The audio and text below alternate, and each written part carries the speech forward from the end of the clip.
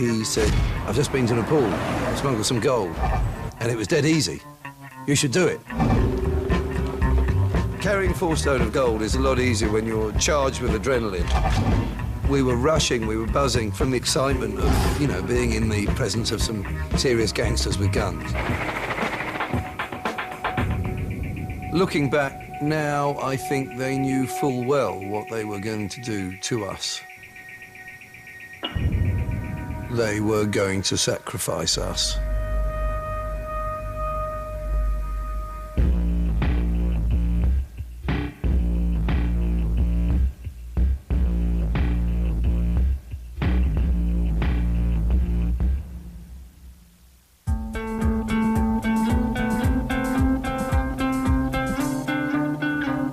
I was a city boy.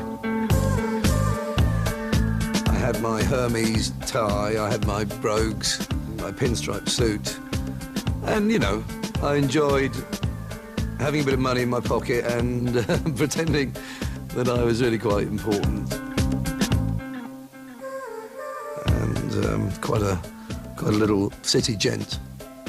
But because of the general business environment, there was a lot of stress. I was working long hours, not much time off, not really enjoying it that much, and I think ultimately that led to me becoming ill. We did so only after peaceful means had... I literally lied on my mum's sofa for a year, experiencing the most bleak clinical depression. We have no quarrel with the people of Iran. The depression was brought on by having not enough thyroid in my system. I couldn't speak a whole sentence. I couldn't walk. It was certainly the lowest point of my life. When it was warmer in England, I felt better. Thyroid is used to create body heat, and when you're in a warm climate, your deficiency is much less obvious. So I thought, well, if I go to an even warmer climate, maybe I'll feel even better. I decided to go travelling. Ended up going to Singapore, Malaysia, and then ended up in Thailand. And sure enough, it was a big tonic. As soon as I landed in a warmer, freer world, I felt an awful lot better, and, you know, it proved to be a good move. I could really live like that for the rest of my life. The idyllic existence as well was staying in a wooden hut on the beach, frolicking around in the surf during the day and eating lots of lovely food, and then starting drinking fairly early on and trying to get off with any number of gorgeous female tourists. It was a 3-month existence of pure hedonism and fun. Sometimes going home alone, sometimes not. But living to frolic another day.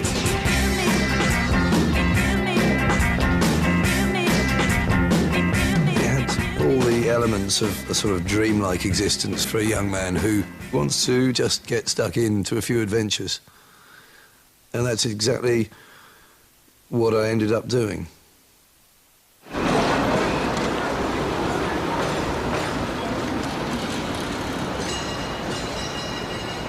Hong Kong was a cultural shock because just literally the amount of people in the buildings. I was used to space and beauty, and suddenly it's just this noise and bustle.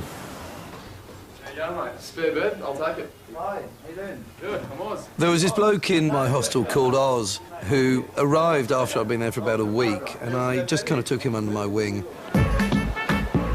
He seemed a bit naive in terms of drinking and going out and having fun, and I just showed him how to do it.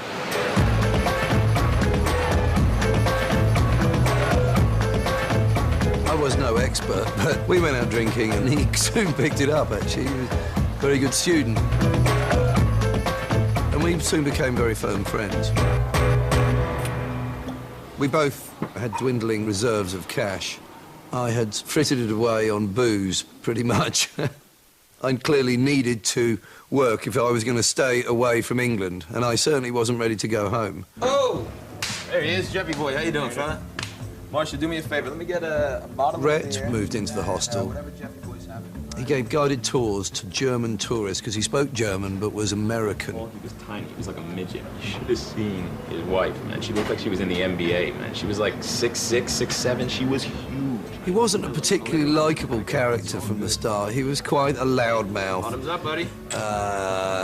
Literally loud. Yes, that is what I'm talking And about. he's sort of boastful and whatever. Take that, and, keep the change, all right? you know, not really my kind of guy. But slowly we got talking, and slowly it emerged that being a tour guide wasn't his only source of income. So, you boys want to make some money? Right?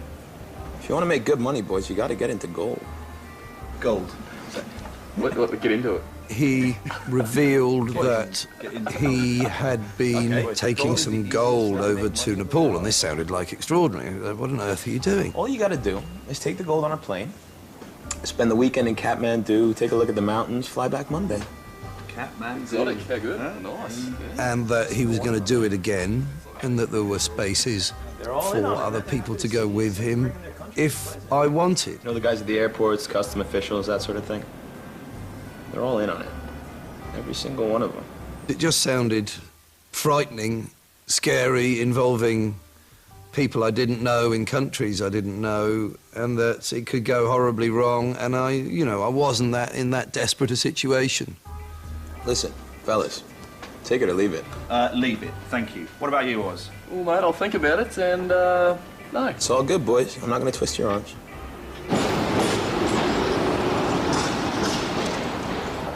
Oh! Right, boys? Right, mate. Who's coming for a beer? Don't drink, mate. He disappeared for a weekend, didn't tell us where he was going, and came back with a wad of dollars. A big, fat, green wad of dollars. You know, we were just transfixed. I think Oz and I just were sitting opposite him, and we just thought, well, you know, that's a lot of money. It was actually $2,000.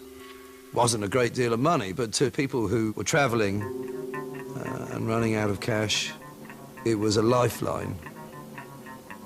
It seemed so tempting.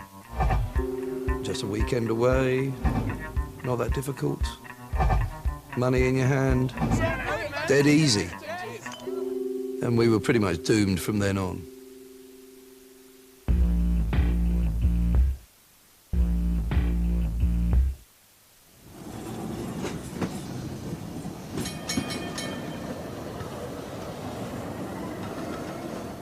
Oz and I approached Rhett and said, we're on for the next run. He was pleased, and he said the next phase was we had to go with him one evening to Chungking Mansions, which was a notorious tower block where all sorts of nefarious activities went on. So one evening, Oz, Rhett and myself went downtown and met the fourth member of the team. Guys, this is Eric. He's French, in case you hadn't guessed. A guy called Eric, who was a maitre d' at a restaurant in Hong Kong. A nice guy. We got on well with him. Let's go. In many ways, it was a bit odd. It was a bit like a joke, because, I mean, there was me, the Englishman, there was the American, who was Rhett, there was Oz, the Australian, and there was this Frenchman who just turned up called Eric, and we were all going into this very dodgy-looking tower block to meet up with two even dodgier Nepalese gangsters.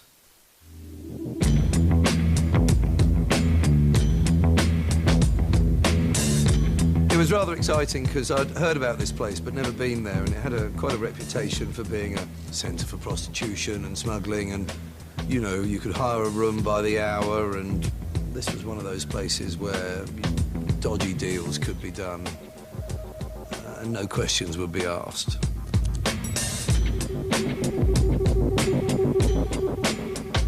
And we went up the lifts to some floor near the top to meet up with two Nepalese men who had been waiting for us.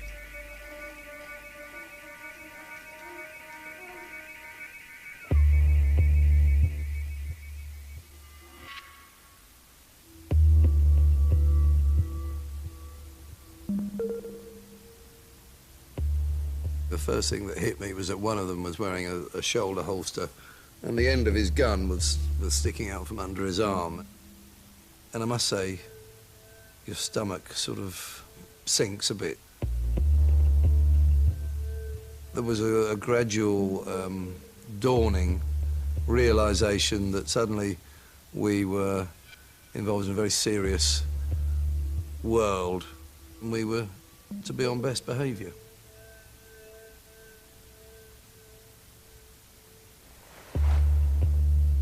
They had one multi-pocketed denim waistcoat which had $400,000 worth of gold in it. And he wanted to see whether we were physically strong enough to pick up this vest and put it on.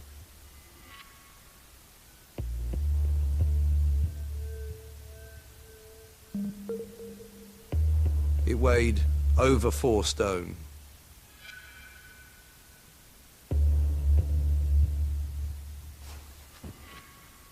Obviously, you go from being 11 stone to 15 stone suddenly.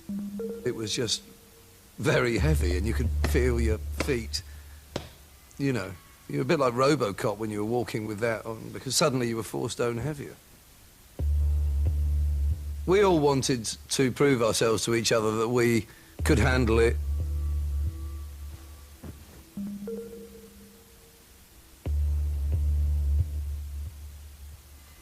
But, you know, we were all physically strong enough. We all managed to do it, and we satisfied them that we would be good mules.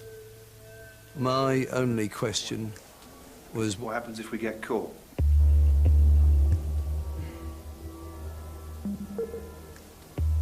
एक रातको लागि जेलमा हाल्दिन्छ के हुँदैन एक रात जेलमा हाल्दिन्छ no problem Nothing, man. Sent home, deported, 1 night in prison, that's it.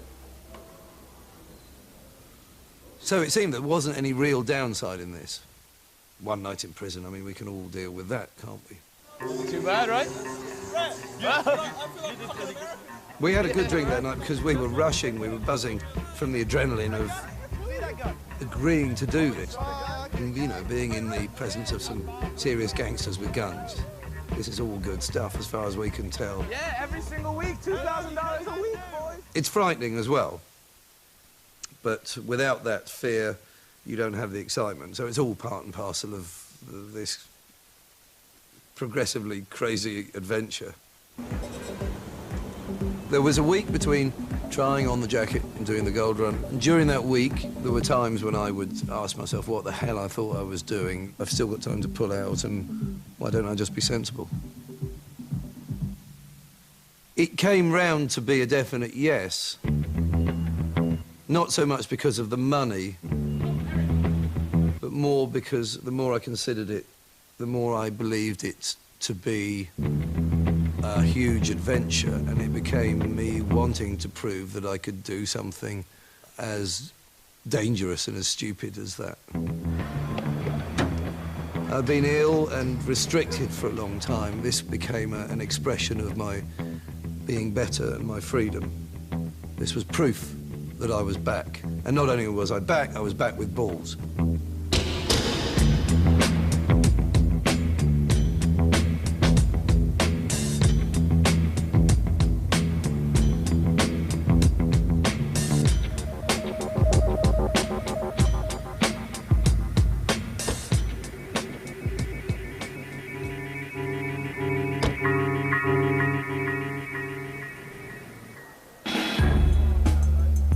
The plan was to arrive at the airport, check in, go through to the departure lounge, and there somebody would meet us and hand the gold over to us in the toilets. There was a lot of nerves at this point. There was tension. We're sitting around waiting, thinking, you know, where is this guy? You know, the first group of people on our plane have got on a coach and have driven across the tarmac to the plane, and still this guy isn't here. You know, it's like, what's happening? And you think, are we being watched? Do people keep an eye out for people who look nervous?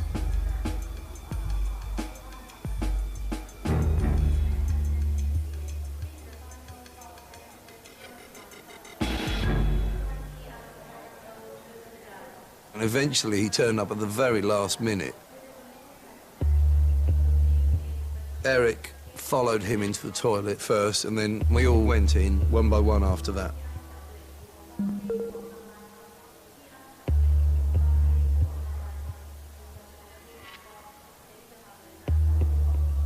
I was almost forcing myself to do something which was against my nature. I was, you know, just a middle-class kid backpacking around, suddenly doing something totally illegal, which was probably the first major illegal thing I'd done in my life.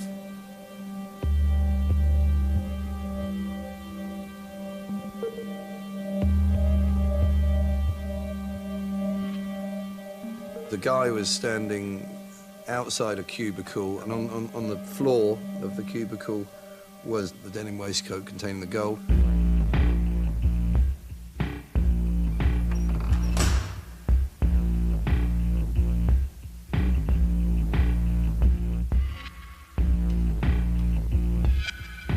We had to wear jackets and shirts in order to provide 2 layers to conceal what we were carrying beneath.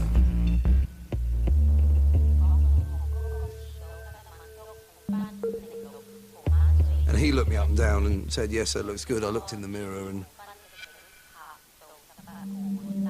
there was this kind of ashen-faced, rather sort of sweaty, wide-eyed individual staring back at me saying, "You really think this is a good idea?"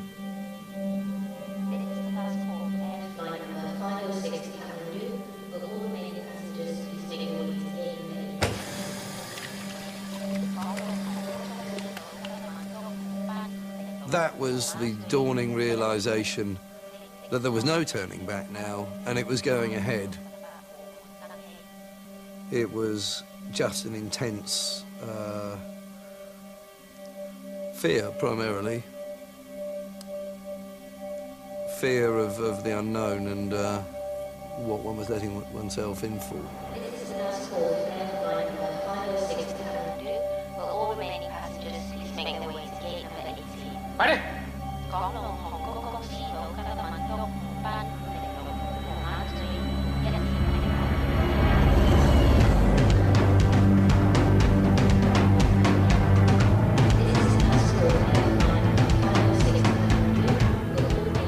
We didn't want to stand out like a sore thumb, but there we were, the last people getting on, delaying everyone else, delaying even the takeoff of the plane, probably. Carrying 4 stone of gold is a lot easier when you're charged with adrenaline and you're therefore a lot stronger than you normally are.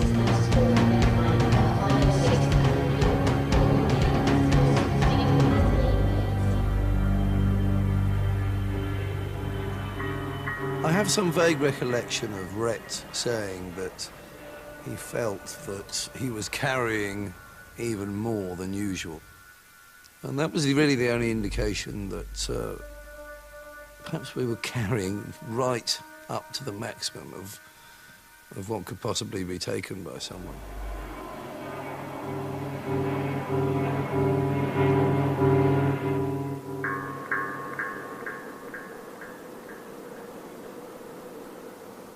It seems that the deal with gold smuggling was that you can fly it over to Nepal, where they have no metal detectors at the airport, and the customs people in Nepal were paid off to allow you to go through without any trouble.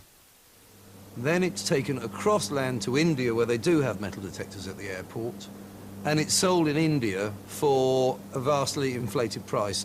What you haven't done is paid the tax for bringing it into either Nepal or India. So that's where the arbitrage is. That's where, you know, people make money from gold smuggling.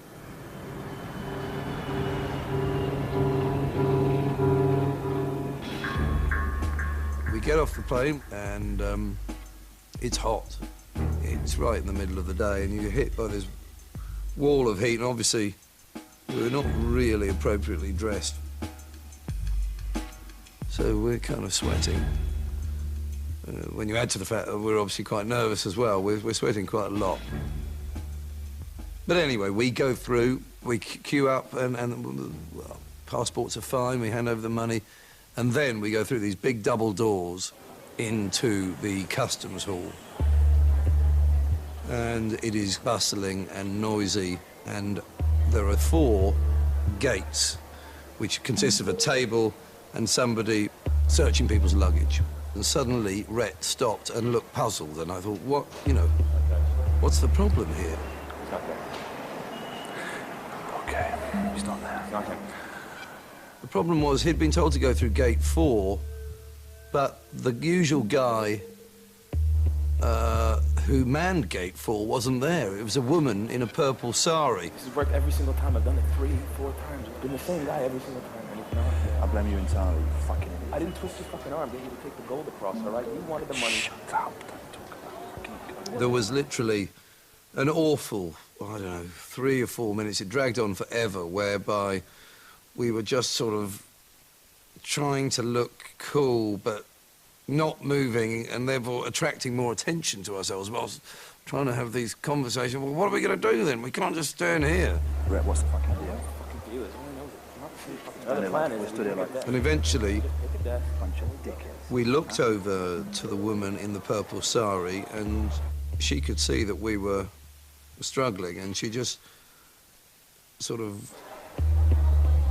4 waves, what does that mean? 4 waves. What does that mean? Do you know it? Of course I don't fucking know. I know one guy. I told you, you got a better idea? No, of course I haven't got a fucking better idea. It's not my idea. If you don't have a better idea, then why don't you shut the fuck up?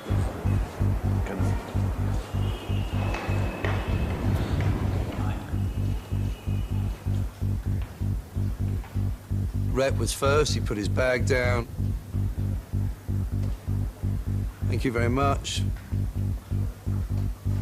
Oz was next.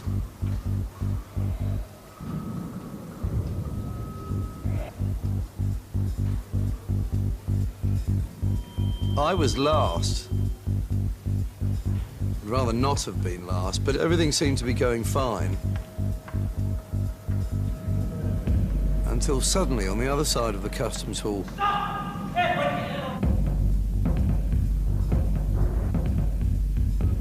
there wasn't really a thought in my head at this point. I just sort of couldn't really take on board what was happening, but there was this little guy with a moustache. He grabbed Eric. My worst fears are kind of being realized. He gets out a metal detector, and it goes off with a noise like a car alarm.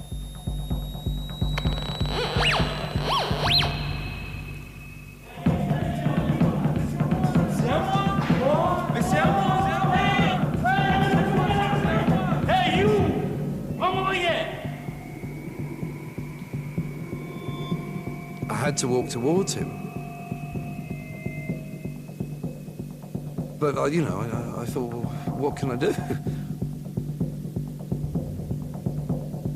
He just pushed us both in the direction of this room to the side of the customs hall. And just like ashen-faced in total shock, we went into this room, and it was just bedlam from there.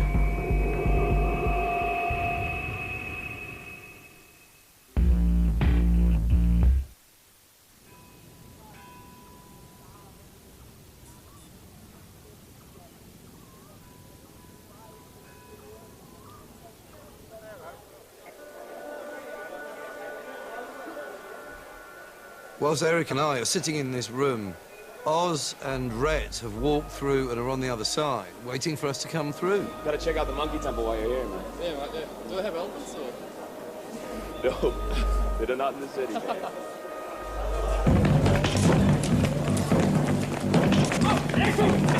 Get the fuck off me! Whoa, whoa, whoa, whoa, whoa, whoa, whoa, stop! But instead of us coming out, it was 4 or 5 armed policemen coming out.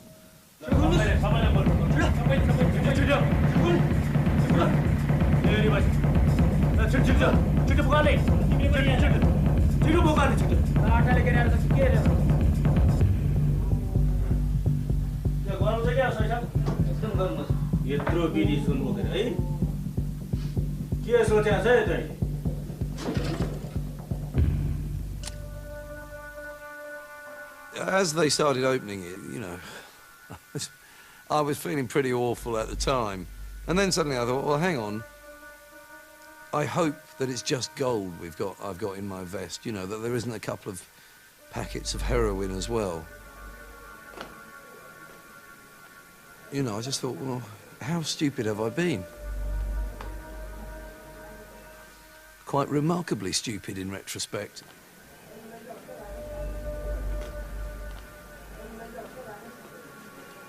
Thankfully, though, there was no sudden appearance of any packets of white powder.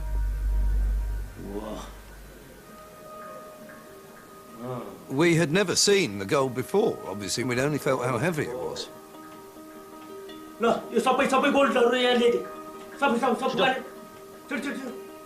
And we'd just seen sort of denim pockets and known that the gold was in it. So to actually see what we were eventually smuggling was quite a revelation.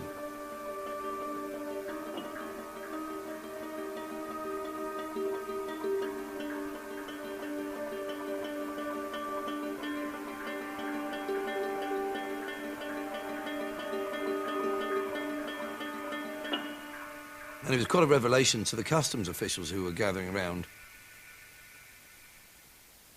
We later discovered it was the largest seizure of gold ever in the history of gold smuggling in Nepal.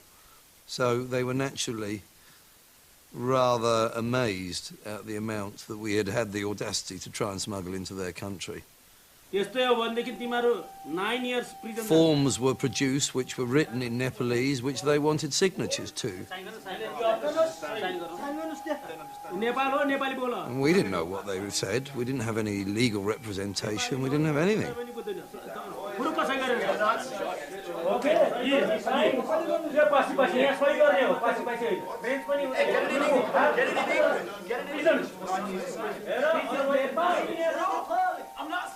But you know, with people shouting angrily in your face and thrusting a pen at you, you don't want to cause unnecessary trouble, but you don't want to sign your life away. In the end, we signed them because we didn't want us to be seen to be causing trouble.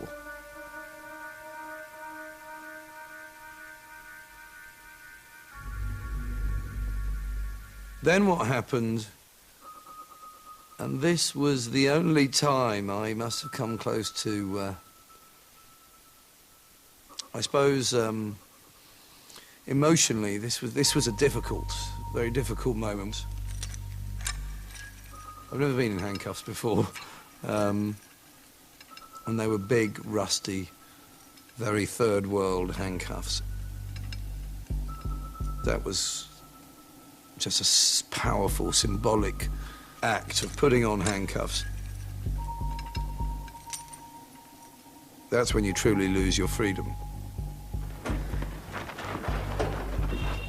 4 of us were put into a jeep, and I think there were 4 armed guards with us. We didn't know whether we were being sort of kidnapped or anything like that. And we were just driven off into the night.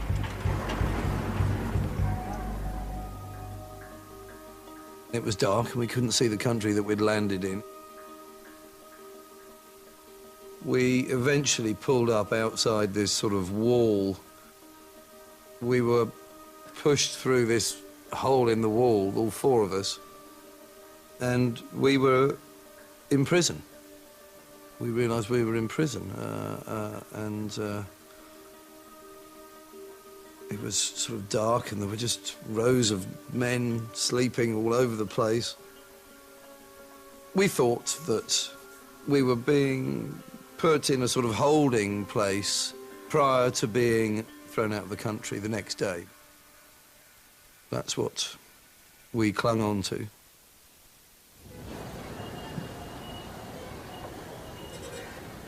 Strangely, I slept incredibly well.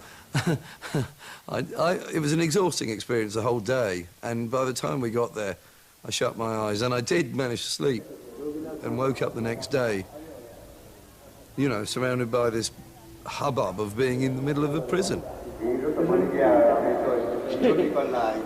I just could not believe I was there. I sort of woke up and thought, well, what's going on here? All right, yeah, I was arrested last night for gold smuggling. I've been slung in prison. Here I am. There was a call from the front gate, and we had to get back into a jeep with some more soldiers in, and we were driven back to the airport.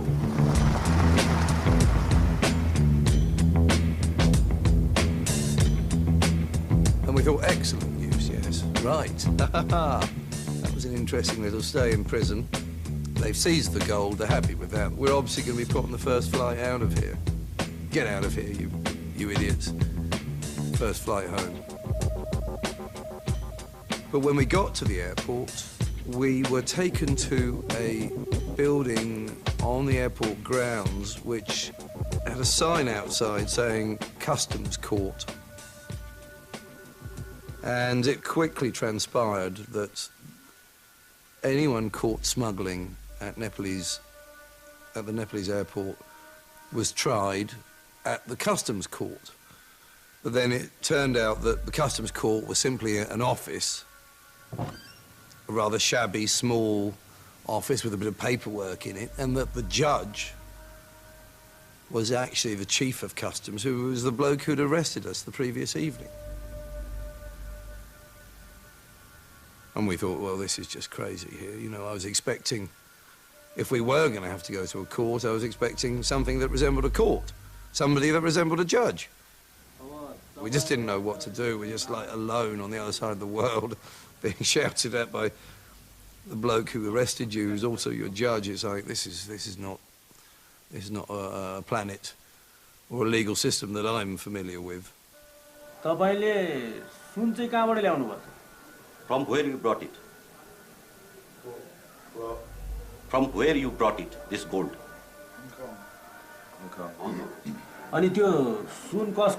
There were some questions about did we know whose gold it was.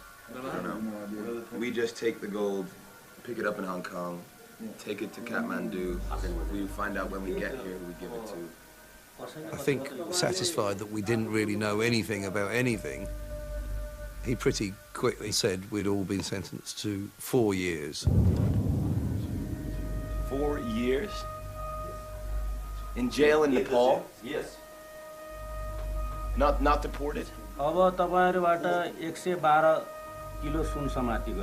have brought 112 kilo of gold. As per rule, the cost, which include the 112 kilo gold, the same amount you have to pay. Unless we could pay the value of the gold seized in a fine. Since we didn't have $1.6 million gold on us, that was looking rather unlikely, so stunned, shocked, and still in a state of sort of disbelief, we were taken back to the prison to begin our sentence.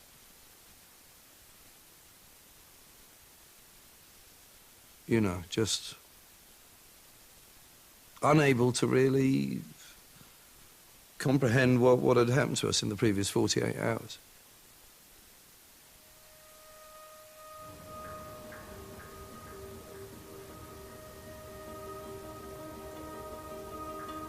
I wondered what had gone wrong.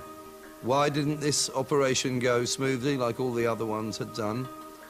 Who was the guy who, first of all, apprehended Eric and then myself? Why did that happen if everyone was paid off? We were later to find out that, you know, there were other things afoot. But at that time, we had not a clue.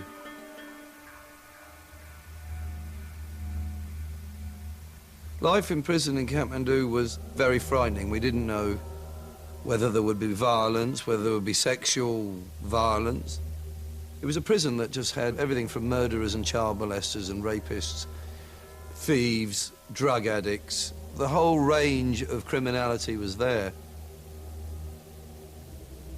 On the first or second day, I was introduced to the only other white guy in prison. He looked simply quite extraordinary. He looked like some sort of wizard from another century. And he talked in riddles. He talked in total gibberish, basically. I discovered that he had been a gold smuggler, had been in for nearly 4 years, and had gone mad. This was particularly frightening because my greatest fear now was, I don't know, depression or being cut off from your friends and family. You know, you don't know where that's going to take you mentally, and it seemed to me that here was potentially the future of me, just bonkers.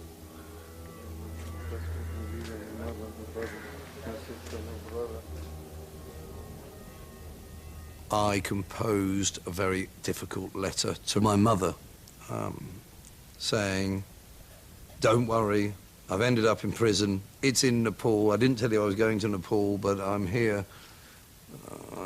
And, you know, I felt stupid, selfish, pretty wretched, really, you know.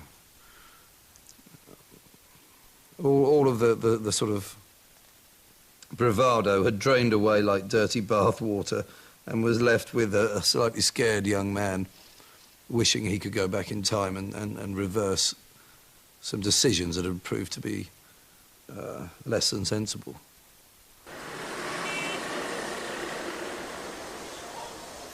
After 3 or 4 days in prison, we received an American visitor who asked to speak to Rhett. And his name was Ian, and he was somebody that Rhett had met on previous visits. So how's it going, man? How's it going? I'm in Nepalese prison. Pretty fucking shit. Brought you some stuff, though, from our friends in HK. What you got? He worked for the Nepalese gangsters, and he brought with him food and bedding, and basically his message was, anything's possible in Nepal, we know who to speak to, we'll pay a couple of people off here or there, and, you know, money talks, and we'll get you out. There was an enormous sense of relief and excitement and hope that, you know, we hadn't been forgotten about.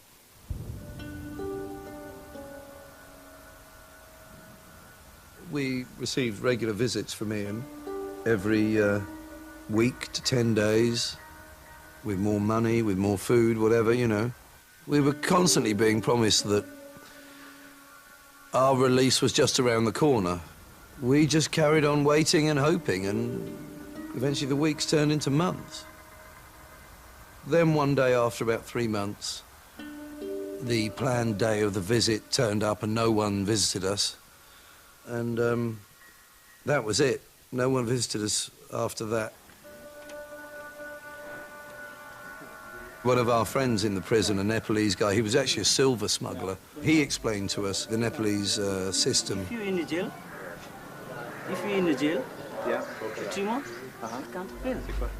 Can't appeal. For 3, if we stay for 3 more months, we can't appeal. 3 months. So we've got 3 more months to appeal after doing 3 months. No? If you didn't lodge an appeal against your sentence within the first 3 months, then you could no longer lodge your appeal. 3 months.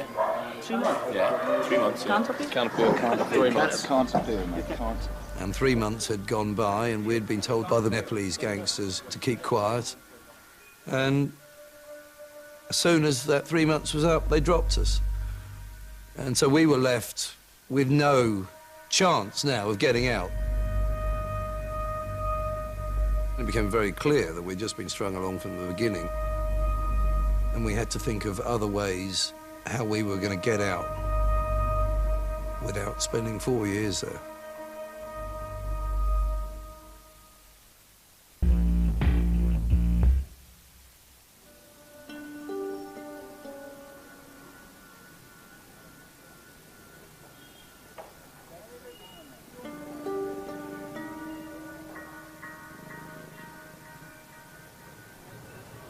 Uncle Tony actually wasn't an uncle. He was something like a second cousin, but he was always an uncle to me. I also knew that, you know, Uncle Tony had been in the RAF and had quite a distinguished career there, and I knew that he'd afterwards had some sort of slightly more shadowy role, which made him a kind of James Bond in my eyes. He was a kind of like, you know, a bit of a hero figure for me. I received a call from the front gate, and there, waiting, was Tony, in a big green Barber, the same one he used to wear on his farm. And it was quite an emotional moment, because suddenly there was one of my family here to try and help get me and my friends out. Tony had done his research, and we knew that once a year, on the King's birthday, the King, in all his mercifulness, agrees to let out certain people on a pardon. Tony got us writing paper, and we composed a nice letter to His Highness saying, "Could you let us out on your birthday, please, Your Highness? We were guilty, but we're sorry, and we'd like to go home."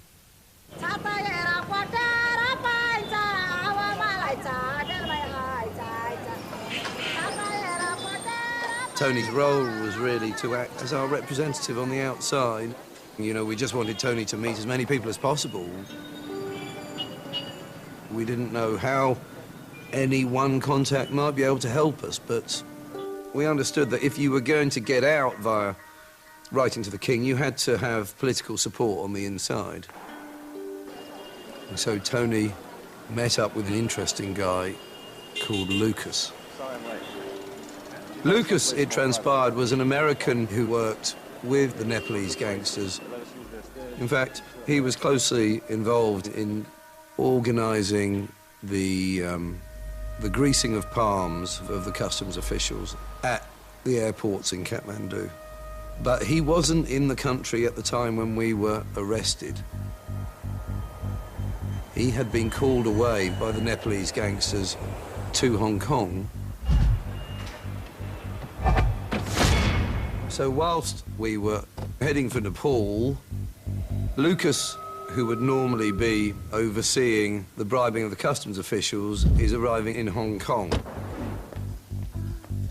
Lucas pretty soon realised that we had been set up.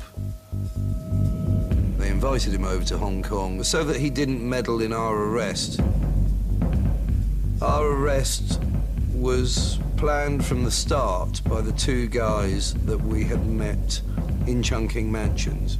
They packed us to the gills with as much gold as possible and told the chief of customs that we were going to be arriving. And the deal was, if you inform on any gold smugglers in Nepal, you get a quarter of the value of the gold seized. So the more you put on your gold smugglers, and the more money you get. We end up spending 4 years, and they end up extremely wealthy men. It felt pretty bad when we realised we were the victim of the setup, but it felt pretty good as well because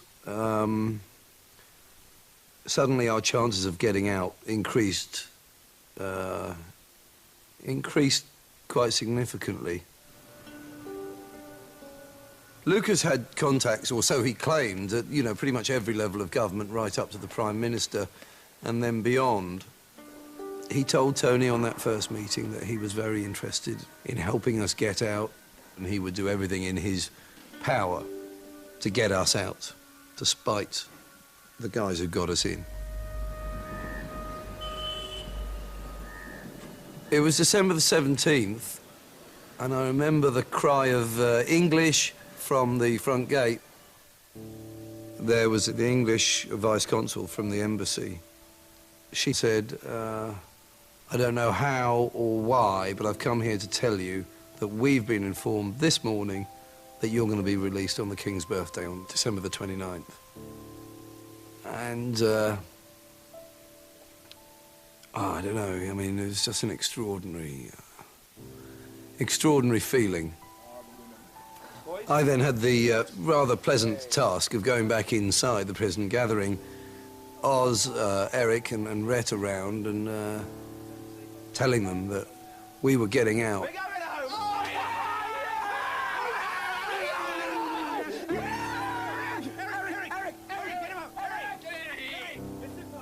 We'd been very stupid in getting in, and we'd been very lucky in getting out, but we were incredibly relieved that it looked like our ordeal was coming to an end.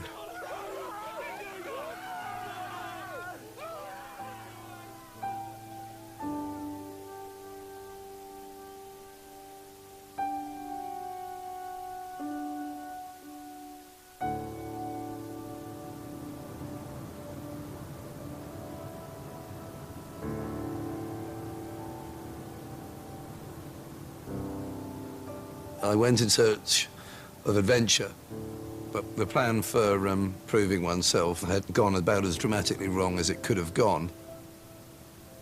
I still dream I have regular dreams where I've tried to smuggle again, and I've failed again, and I'm back in prison, and I'm counting the days again. And it's never a particularly nice dream. I wouldn't want to experience the thrill of smuggling or attempting to smuggle ever again.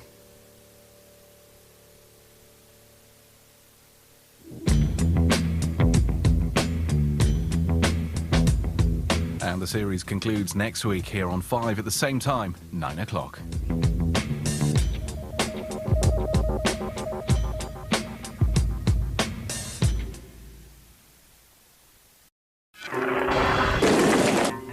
He said, I've just been to Nepal, smuggled some gold, and it was dead easy. You should do it. Carrying 4 stone of gold is a lot easier when you're charged with adrenaline. We were rushing, we were buzzing from the excitement of, you know, being in the presence of some serious gangsters with guns.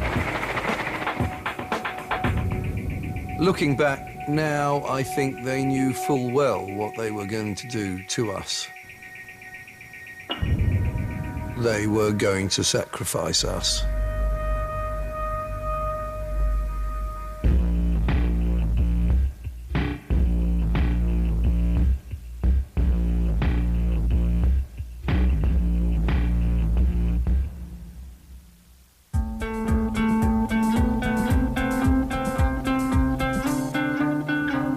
I was a city boy. I had my Hermes tie, I had my brogues, my pinstripe suit. And, you know, I enjoyed having a bit of money in my pocket and pretending that I was really quite important. And quite a little city gent. But because of the general business environment, there was a lot of stress. I was working long hours, not much time off, not really enjoying it that much, and I think ultimately that led to me becoming ill.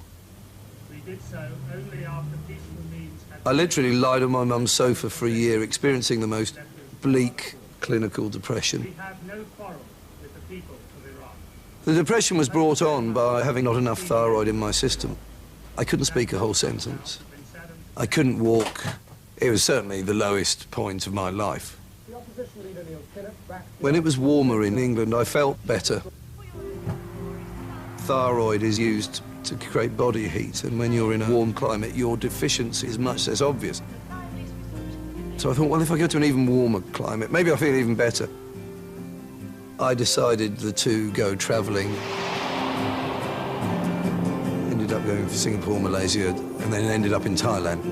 And sure enough, it was a big tonic. As soon as I landed in a warmer, freer world, I felt an awful lot better, and, you know, it proved to be a good move.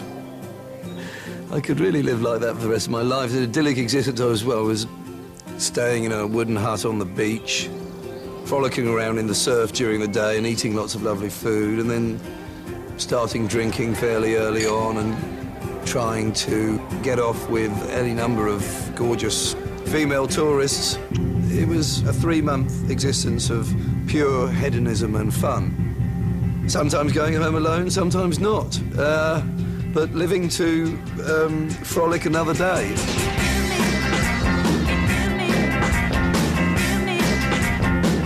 It had all the elements of a sort of dreamlike existence for a young man who wants to just get stuck into a few adventures.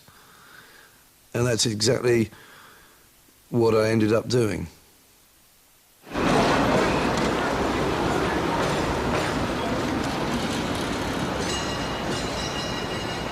Hong Kong was a cultural shock because just literally the amount of people in the buildings. I was used to space and beauty, and suddenly it's just this noise and bustle.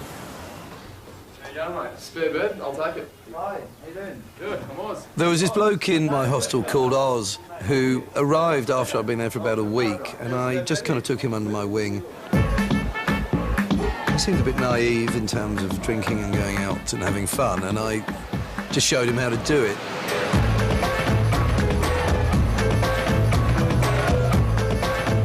I was no expert, but we went out drinking and he soon picked it up, actually. He was a very good student. And we soon became very firm friends. We both had dwindling reserves of cash. I had frittered it away on booze, pretty much. I clearly needed to work if I was going to stay away from England, and I certainly wasn't ready to go home. Oh! There he is, Jumpy boy. How you doing, fella?